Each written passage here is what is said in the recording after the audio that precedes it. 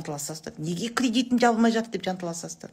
Мысалы үшін күйеу мәселесіне келгенде көптеген қыздар айтады, ой, күйеуімді не істеймін, маған көңіл бөлмейді.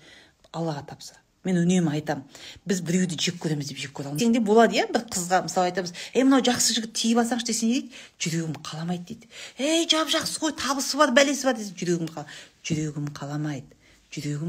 Өзіміз айтамыз, мына бір адамды суқаным сүймейді, мына бір адамды жақтырмаймын деп айтасыздар ма? Айтасыздар.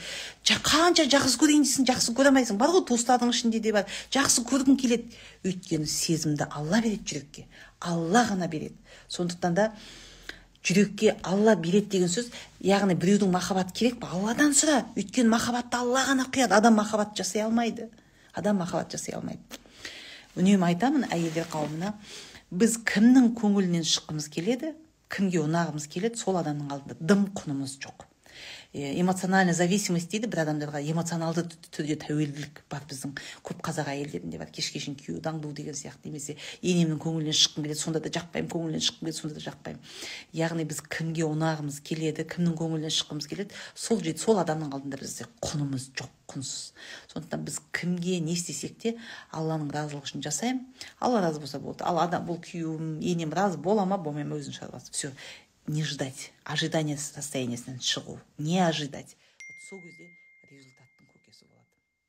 Сабыр деген сөз, яғни арман мақсаттарымызды қойғаннан кейін біз оның числосын нақты неге болмай жатыр. Бұл неге 5 ай өтті әлі болған жоқ, неге 7 ай өтті әлі. Все, мен бұндай адамдармен жұмыс жасағым келмейді. Өйткені бұлар сабырсыз, Алланың өзін асықтырып отқан адамдар. Менің вообще түбіме жетеді ғой, 5 сабаққа қатыстым, неге төгеді жоқ деген сияқты. Береді, Алла тағала береді. Өткенде бір кісі айтады, 18 жыл Алладан тіледім дейді. Бір бала берді, 18 жылдан кейін сөйтіп ана кісі екеуімен егіз бала болыпты да, 18 жыл тіледім дейді.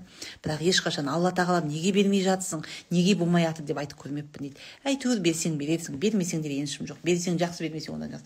Яғни Аллахқа деген махаббатым дейді. Алла, сен маған жеткіліктісің деген сезіммен жүрдім дейді. Одан кейін барып сабыр. Яғни уақытын білмейміз, нәтиже 100% болады. 100% болады. Айына 10 миллион табам дейсіз ба? Алла табасыз. 100 миллион табам дейсіз ба? Табасыз. Шетелде тұрам дейсіз ба? Тұрасыз. Осы шетелге келіп атқан, күніне келіп атқан екі қазақ семьясын көріп отырып, мен айтып отырмын, өзім қараймын да айтам, кез келген адам кез келген қалада тұра алады екен ғой. Кез келген адам кез келген ақшаны таба ала ма? Таба алады. Мына жерлеріңізге сыйса болды. Бақыт та, байлық та мына жеріңізге сыйса болды. Ниет деген не? Ниет ету мына жерде. Егер сіздің мына жеріңіз қоқсық болса, мына жеріңіз ашуыза, ренішке толып тұрса, онда сізге дұрыс ниет никогда болмайды. Жақсылық көрсеңіз өзіңізден, жамандық көрсеңіз өзіңізден. Осы нәрсені ұмытпаңыз. Енді сіздерге бір жақсы жаңалық айта кетейін. Ең бір жақсы жаңалығым осы деп ойлаймын. Мен сіздерге арнап 2-ақ күндік керемет 2 сабақ дайындадым. 2-ақ күндік сабақ дайындадым. Ол сабақтың бірінші күні бақыттың кілті деп аталады. Жаңа мен айттым, неге біздің қазақ қоғамында кедей отбасылар көп? Өйткені әйелдер депрессияда, әйелдер стрессте. Әйелдер депрессиясы көп, депрессиядағы әйелдер көп қоғамда, ажырасу мен кедейлік көп болады. Бірінші күні болды, депрессиядан, стресстен шығу жолдары болады, жаңа леп, жаңа тыныс, жаңа дем, 100% жұмыс жасайтын жаңа инструменттер береміз. Егер осы бір күн бақытты